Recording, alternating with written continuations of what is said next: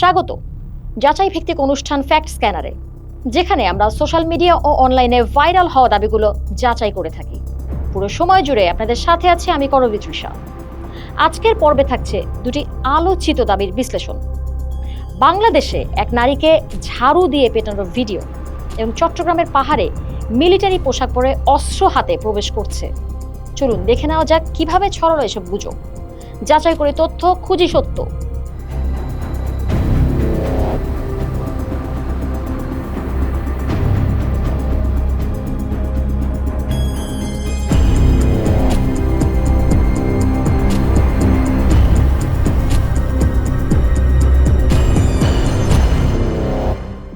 গুজব এক, বাংলাদেশে এক নারীকে ঝাড়ু দিয়ে পেটানোর ভিডিও। সম্প্রতি সামাজিক যোগাযোগ মাধ্যমে একটি ভিডিও ছড়িয়ে পড়েছে, যেখানে দাবি করা হচ্ছে যে একটি নারীকে ঝাড়ু জাতীয় জিনিস দিয়ে পেটানো হয়েছে এবং এটি বাংলাদেশের ঘটনা। তবে রিভার স্ক্যানার টিমের অনুসন্ধানে জানিয়েছে এই ভিডিওটি বাংলাদেশের পুরো ঘটনা নয়, বরং এটি ভারতের পশ্চিমবঙ্গের ঘটনা। ভারতের পশ্চিমবঙ্গের সাবেক বিজেপি সাংসদ লকেট চট্টোপাধ্যায়ের এক্স অ্যাকাউন্টে একই ভিডিও পাওয়া যায়, যেখানে ক্যাপশনে লেখা রয়েছে, এই ব্যক্তি মুর্শিদাবাদ মেডিকেল কলেজের চিকিৎসক এবং এর অধ্যাপক। তিনি প্রকাশ্যে তার প্রথম স্ত্রীকে নির্যাতন করছেন এবং দ্বিতীয় বিয়ে করেছেন।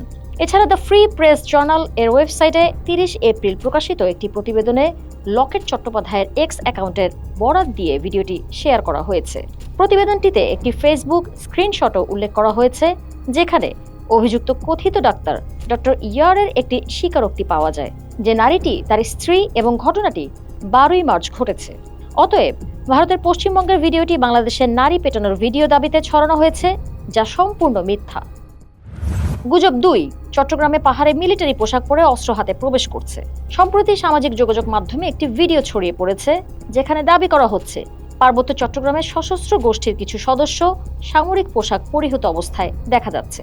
তবে রিভার স্ক্যানার টিমের অনুসন্ধানে জানা যায় এই ভিডিওটি পার্বত্য চট্টগ্রামের নয়, বরং এটি ভারতের মণিপুর রাজ্যের কুকি ও মেইতেই গোষ্ঠীর বিরোধ সংক্রান্ত একটি ভিডিও। ভারতের মণিপুর রাজ্যের রাজধানী ইম্ফলের বাসিন্দা থাংজাম কিংসাংগাকপা নামের ফেসবুক অ্যাকাউন্টে গত বছরের 17 ডিসেম্বর সন্ধ্যা 7:46 দীর্ঘ সংস্করণ পাওয়া যায়। প্রায় 1.5 ঘন্টা আগে ইশিতা আনগুম নামের অন্য একটি ফেসবুক প্রোফাইল থেকেও এই ভিডিও পোস্ট করা হয়। ভিডিওটির মেইতেই ভাষার ক্যাপশনটি অনুবাদ করে জানা যায়, সেখানে লেখা হয়েছে, যদি কুকি মিলিট্যান্টরা আক্রমণ চালায় তাহলে আমরা মেইতেইরা ব্যবস্থা নিতে বাধ্য হব।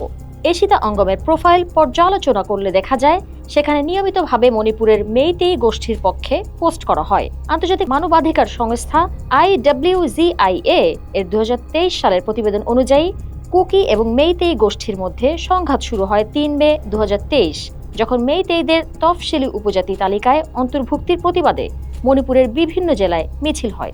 অতএব ভারতের মণিপুর রাজ্যের কুকি ও মেইতেই গোষ্ঠীর বিরোধ সংক্রান্ত ভিডিওটিকে পার্বত্য চট্টগ্রামের সশস্ত্র গোষ্ঠীর দৃশ্য হিসেবে প্রচার করা হয়েছে, যা মিথ্যা।